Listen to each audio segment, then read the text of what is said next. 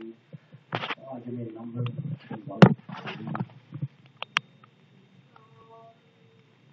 Two. Fine choice. Fine choice. I approve.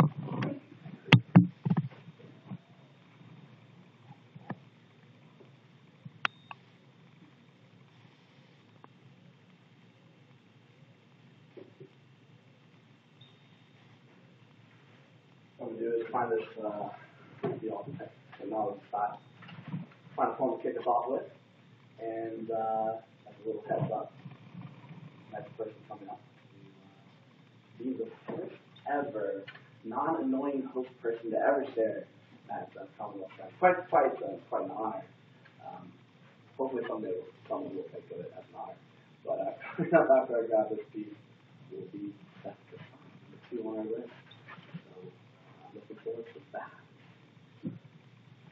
So I wrote this poem actually 3 years ago or so in Charlottesville. I was living in Charlottesville, just outside of UVA. And that's when I first started thinking about shows. Of course, that poetry was just getting really popular at that point. I was really surprised UVA didn't have anything already. There is a show out there now, Verbs and Vibes. They do, they're kind of in limbo, but they do first and third Thursdays, and though it might hurt my crowd of 7, I would encourage everyone to go out there every once in a while, because it's not about fear, it's about poetry. So that's why I go to other places. That's why it's all good to experience everything. There's so many shows in DC and so many just awesome people you can meet and who want to talk to you about what you do and who want to know about who you are as a poet, about what you write, about how you feel. And it's great to get out and express that. It kind of gets into my thoughts on writing. And I thought about editing this poem. I'm like, man, 3 years ago I was a terrible writer. You always feel like you're doing something different. But I left it how it is because that's how I felt for doing the show. So I'm going to share that with you. It's called Step Up to the Mic and Get Blessed, which I totally stole from that little cool battle rap, but don't tell me. The spotlight will come on. So prepare your words as songs. So when you speak out, people feel your groove. Imagination will be inspired, waking up the tired, those sleepwalking because they've heard it all since they watched the sponsored 6 o'clock gridlock, because they've seen the reports leak between stories and suffer the suffering because they're ready to hear the weather, whether or not people are dying by the thousands. When you step up to the mic and debate what to share, should it be truth and pain or laughter that remains? Let it be all, because the truth picks at the scabs of the past, and the truth tears at your soul, and the truth can maim, and it will be up to laughter to heal the pain. Because the best medicine you need, the highest remedy, is saving yourself from depression so you can save others who have been thrown in situations where they can't smile, for they hold harsher reports. They are the first of the cameras to see truth. Their lenses come in hues of brown, hazels, and blues. They are there, living the story before the crews show up and care for the whole 45-second segment on the news and leave again, leaving behind the chance to make change. After all, the drug industries need to advertise their brand of crack. The anchor needs to mention his own name again. Bills need to be paid for the overhead, while your bills are hard to pay for the overhead light. So step into the spotlight. Now is your chance. Your life you're living is the pen being given to you with which you can ink your words. Emotions quilled and spilled from the tongue so that people feel your life. Beauty, love, greed, shame, hate. Shout them until they resonate. Then retreat into the shadows and watch whose life.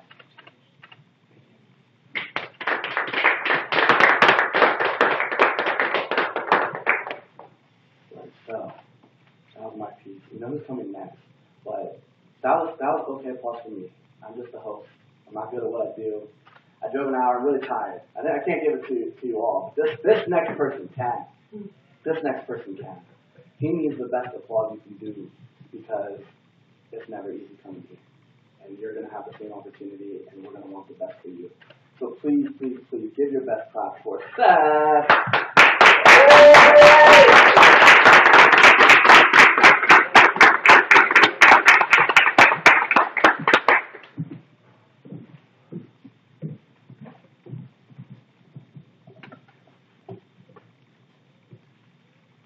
Hi. Hi. I read this 2 hours ago at work. New stuff. It's probably going to end up as a song. So it counts.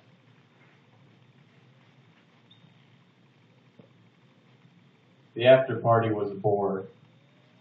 Now dawn is knocking down the door. We left to find some mutual deceit. I took you in the parking lot. Our knees began to cut, to clot, mixing in the mulch and naked heat.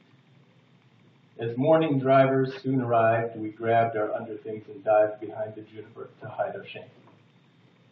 I didn't want you all that much, just an old blonde such and such. Now I can't remember your damn name. There was no source of merit for your entrance to my garret. You quickly made a place upon my bed.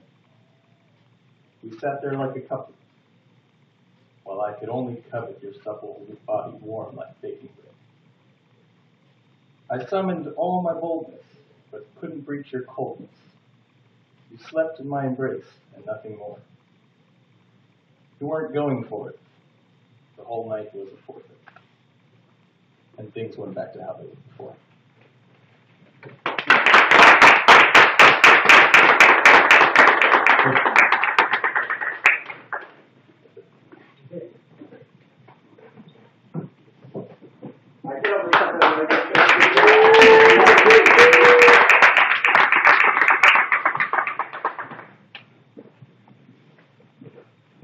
So when that becomes a song, you come back and sing it for us, right? Yeah, sure.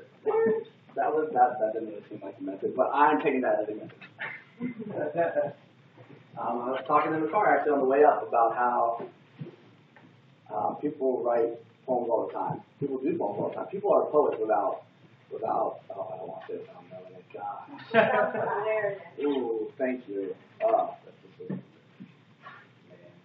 But you can hear poems all the time, especially songs. There's so many deep songs that people relate to, and they carry with them their whole lives because it's really a poem to music. And there's also 74 really terrible, terrible songs for every great deep song like that, and those are the ones you have to hear on the radio, so I apologize. I don't run any radio stations, but if I did, I would definitely apologize to you. So let's see. Y'all, we're so good at picking the number 2 out. How about one or 3? How are y'all feeling? 1 or 3? This is audience participation. This is strong. 1. I think so too. So then let's clap our best for Jennifer Wilson, please. Jennifer, everybody.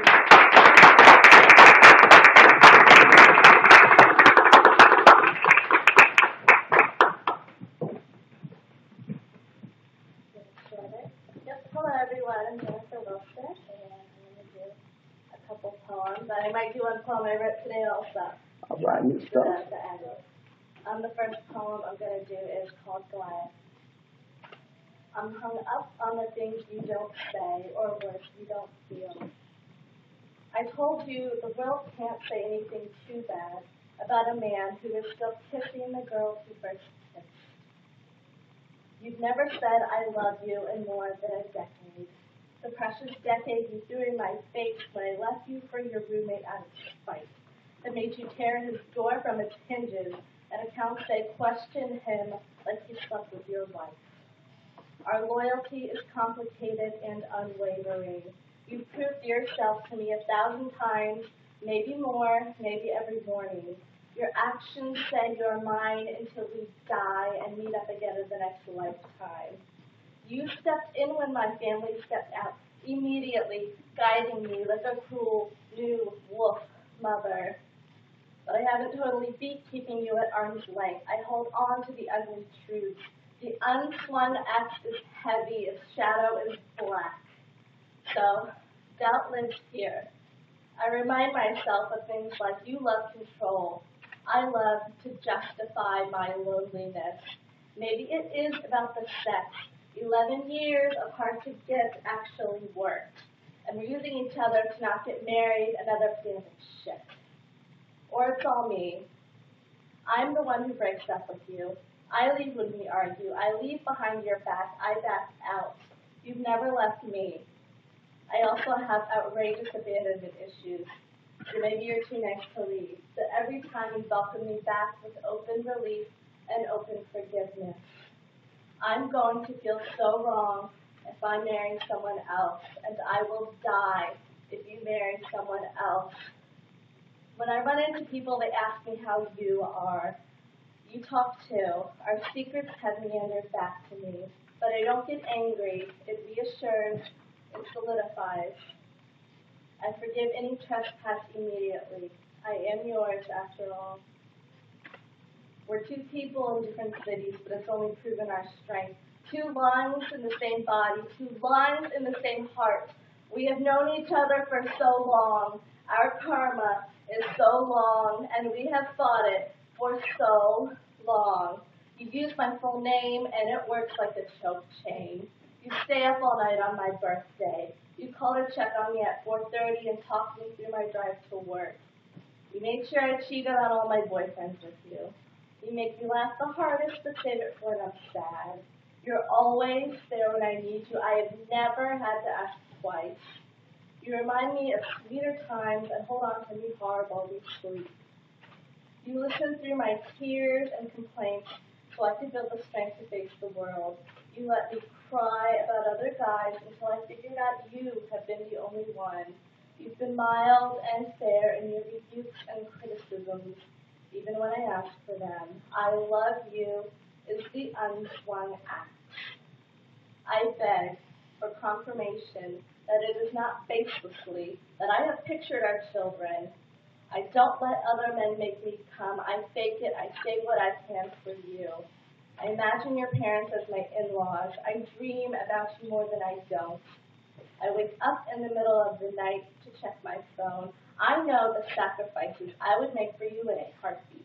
I would go anywhere, unfighting, just say the word. You're holding that axe over me like a guillotine, but is it something you're never going to say or never going to feel?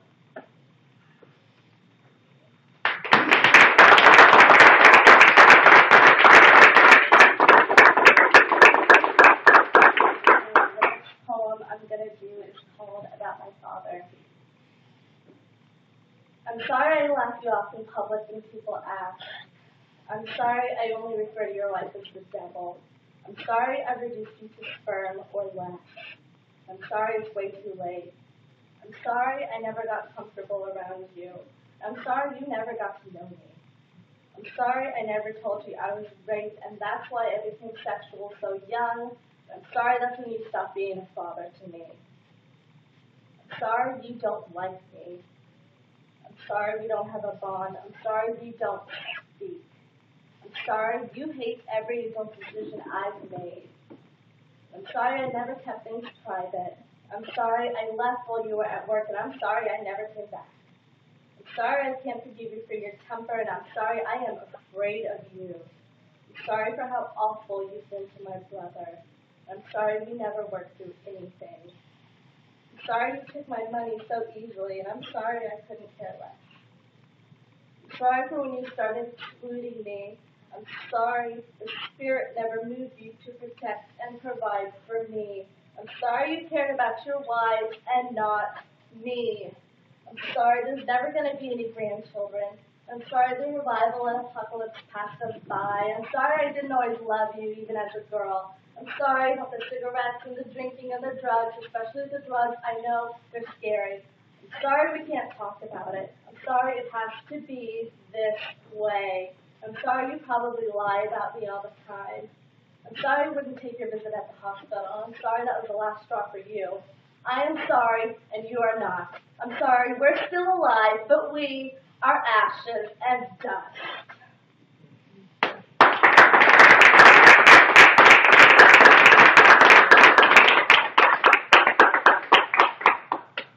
And as we will find our today's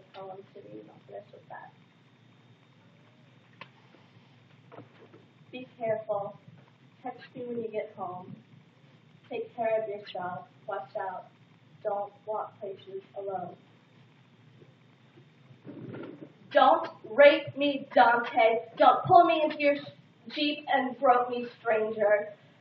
Don't lock me in your basement, steal my wallet, keys, and phone, and lie to the police, Neil George. Don't give the police my thong as consent, Neil George. Police, don't hand me my underwear wrapped in a paper towel. What justice is that? I escaped the basement without you. Weakness is thy name. Why, God? I'm trying to love you back, God. What did I do to the other children, God?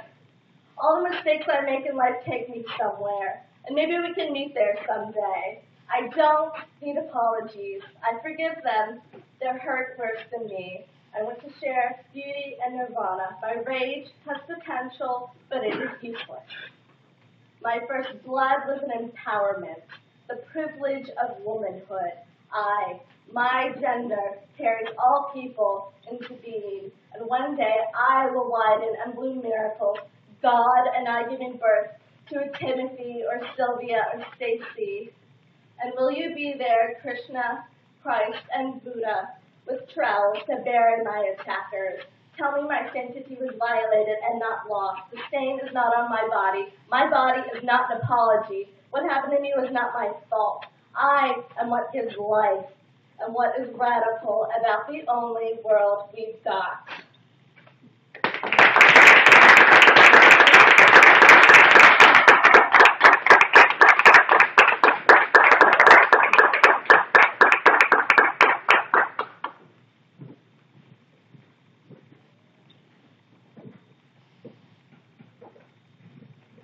Good, I'm getting to Jennifer, everybody. Jennifer.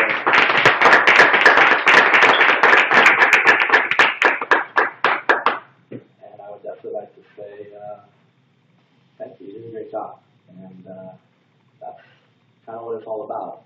You know, but I'm so happy.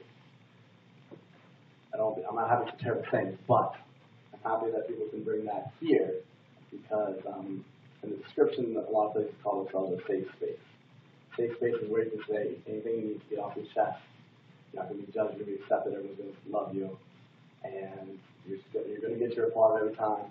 Everything's always going to work out. And this is definitely sometimes just about what people need to say. So with that being said, we're going to go to our next person here. So please clap it up, give it up for Erin Eggleston. Erin, everybody.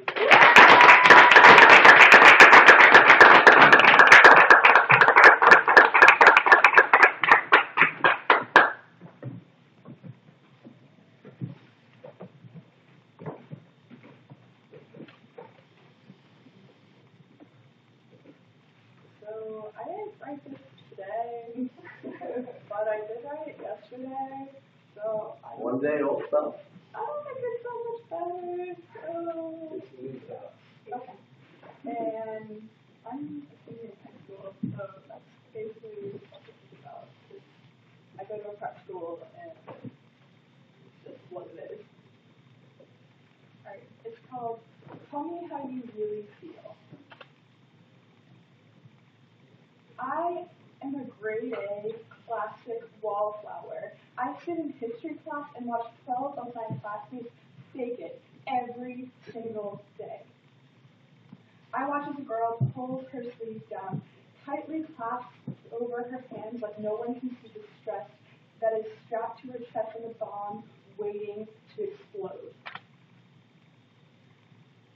Bloodshot eyes that are glazed over with Visine, pretending that last night just never happened, and ruffled brows are overshadowed by an attempt at a smile that just barely passes because no one wants to confront the idea that maybe somebody is struggling around here. Images of depression and anxiety bombard you every single day on TV, but no one ever wants to talk about it. Grin and bear it, they say. You wouldn't want them to see you as weak. Barriers of the mind are so tall that all I know of my classmates is that they're here in this history class class right now, but their minds are a million miles away. I watch each of them lying, pretending that Abraham Lincoln and the Civil War are on their minds when I see the bag below his eyes and the way the girl in the corner bites her lip when she's nervous. I see it. But just like everyone else around this school, I'll lie and say I didn't.